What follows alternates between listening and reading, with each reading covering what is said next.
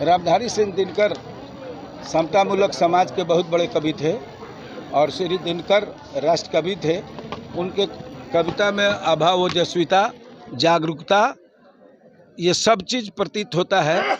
और मैं ही नहीं, संपूर्ण भारत उनका जन्मदिन मनाता है। इसलिए मैंने भी निर्णय किया कि रक्सौल के पवन धरती पर इसकी शुरुआत मैं करूं, और इसी दृष्टिकोण से किया, चूँकि बुनियाद डालना मेरी फितरत रही है। और वो तमाम छात्र छात्राएं जो यहाँ पे मौजूद हैं, उनके लिए क्या कहना चाहेंगे? छात्र और छात्राओं को कहना ये चाहेंगे, हमारे महाविद्यालय के प्राचार्य जो इस सभा की अध्यक्षता कर रहे हैं, हमारे बड़े भाई विशंबर गुप्ता जी जो हजारीमल हाई स्कूल के अंग्रेजी के शिक्षक रहे हैं, प्रोफेसर सुमन जी, प्रोफेसर अमित जी, महिला कॉलेज के मोतीलाल यादव जी, सभी लोग शिक्षक हैं। ये एक प्रकार से हम उन छात्रों को प्रेरित कर रहे हैं पढ़ने के लिए, बढ़ने के लिए। अब इबिंगहॉस ने कहा है कि play is the performance of life, खेल भावी जीवन की तैयारी होती है। तो ये जो प्रतियोगिता हमने करवाई है, इसमें आपको शायद मालूम हो या नहीं हो, हमने एक क्विज एग्जामिनेशन भी लिया है, जिसके एग्जामिनर मैथ के श्री मोतीलाल यादव जी हैं, और हिंदी के और अंग्रेजी के, हिंदी के श्री अमित जी हैं, और अंग्रेजी के पांडे जी ट्यूटर हैं, जो ट्यूशन पढ़ाते हैं 10वीं क्लास के 12वीं क्लास के बच्चों को। तो बच्चे सीखे, संभले, इसलिए मैंने बुनियाद डाला है, और मेरी फितरत ही रही है बुनियाद डालना। इसमें से कितने छात्र छात्राओं को सम्मानित किया जाएगा? देखिए, ये मुझे नहीं कहना है, ये अंक प्राप्त हैं, रिटेन में है। CBSE के लिए केवल 50 अंक है, चूँकि बीटू सर ने जो है हमें मैथ की कॉपी नहीं दी है। टोटल स्टूडेंट्स की तादाद कितनी है? टोटल स्टूडेंट हमारे यहाँ 79 थे, जिसमें 10वीं क्लास तक की बच्चों की परीक्षा लेनी थी, लेकिन उसमें 12वीं की दे दी। तो एग्जामिनर ने कहा कि नहीं, यह क्वेश्चन तो 12वीं का नहीं है, इसलिए उसमें से 27 विद्यार्थी को हटा दिया गया, और शेष का मार्किंग हुआ है। मैथ में 30, अंग्रेजी में 25 और हिंदी में 25, और 20 मार्क्स सामने जो बोल रहे हैं स्पीच का। कुल मिला के यहीं पर हम लोग 5 मिनट में निर्णय करके प्रथम पुरस्कार, द्वितीय पुरस्कार, तृतीय पुरस्कार, और बाकी जो शेष बच्चे बचेंगे उनको मेडल और कॉपी और कलम दूंगा। रामधारी सिंह दिनकर का कोई कविता सुना दीजिए। रामधारी सिंह दिनकर के मेरे जीवन की बहुत बड़ी एक घटना है, शायद आपको मालूम न हो न पांडे जी। नियति के नियत से और एक कलम के गलती से 12 वर्षों तक मुझे सुप्रीम कोर्ट से मुकदमा लड़ करके जीतना पड़ा है। और दिनकर की यह कविता हमें बार बार प्रेरित करती है कि सच है कि विपत्ति जब आती है केवल कायर को दहलाती है। सुरमा नहीं विचलित होते, क्षण नहीं धीरज खोते, विघ्नों में राह बनाते हैं, कांटों को में राह बनाते हैं, विघ्नों को गले लगाते हैं। सौभाग्य न सब दिन सोता है, आगे आगे देखो क्या होता है। इन्हीं पंक्तियों पर और खमठोक फेंकता तब नर पर्वत के जाते पाँव उखड़, मानव जब जोर लगाता है पत्थर पानी बजाता है। मेरी जिंदगी ही दिनकर के लिखी गई तमाम कविताओं पर मेरे साथ ये घटी है, और इसी पर मान करके चलता हूँ।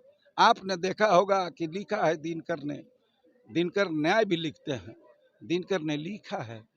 आपने दिनकर के कविताओं को पढ़ा होगा। दिनकर जी ने लिखा है कुरुक्षेत्र में कि न्याय शांति का प्रथम न्यास है, जब तक न्याय ना आता है जैसा भी हो महल सुदृढ़ नहीं रह पाता है। लिखा है उर्वशी, प्यार की कथा है, एक large love story of two innocent heart है वो। उर्वशी जो कविता है, अंग्रेजी में मैं उसको एक लाइन में एक्सप्लेन कर रहा हूँ कि ये लार्ज का love story of two innocent heart है। दिनकर रस के भी कवि थे, ऐसा नहीं कि वो नहीं थे। इसलिए दिनकर के बारे में सात समुद्र को मसी करो, लेखनी सब राई वाली कहानी है। दिनकर को कोई पंक्तियों में बांध नहीं सकता। इससे ज़्यादा मैं पांडे जी कुछ नहीं करता। देखिए, दिनकर जो हैं हमारे युवाओं के लिए जो है प्रेरक कवि हैं, क्योंकि उन्होंने समाज का निर्माण किया है।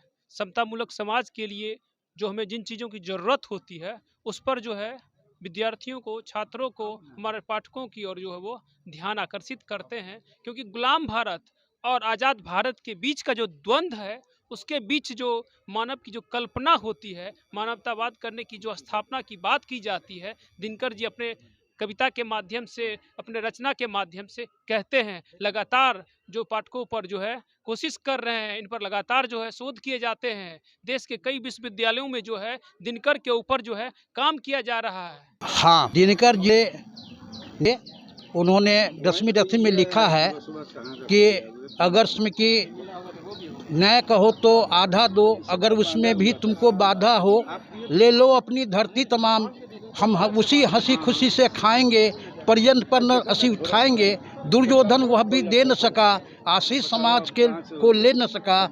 उल्टे हरि को बांधने चला, जो था असाध्य साधने चला।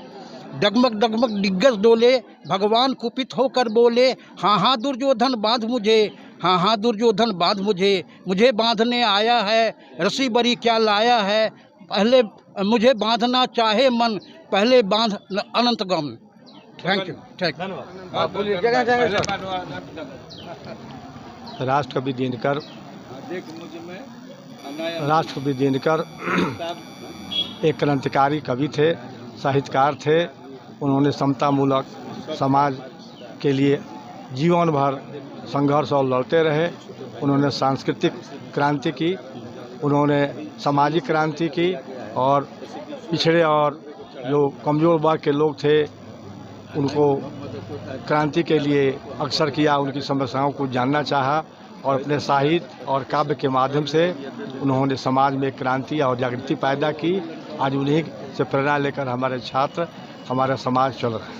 धन्यवाद। वर्तमान समाज कुपोषण, अशिक्षा, गरीबी और शोषण के बीच समाज का जो बड़ा तबका जी रहा है, उनके लिए प्रेरणा का स्रोत दिनकर जी की रचनाएं हैं। और आज के दौर में स्कूली शिक्षा में अंग्रेजी का आधिपत्य बढ़ रहा है।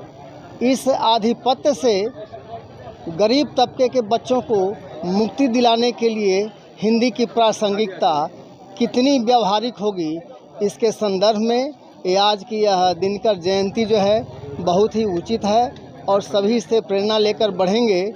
दिनकर की एक पंक्ति है कि रस सोखता है मही का भीमकाय वृक्ष, उसकी स्थिराएं तोड़ो, डालियां कतर दो।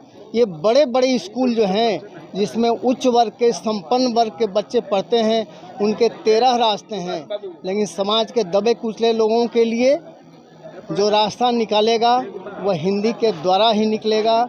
और दिनकर की रचनाएं जो हैं उसमें प्रेरणा का काम करेंगी, और हम इसी संदर्भ में इस दिनकर जयंती को मना रहे हैं। और इस मौके पर बच्चों के बीच राष्ट्र कवि दिनकर पर एक निबंध प्रतियोगिता का आयोजन किया गया है, जिसमें 7 बच्चे और 7 बच्चियां भाग ले रही हैं। भाषण प्रतियोगिता भी जारी है।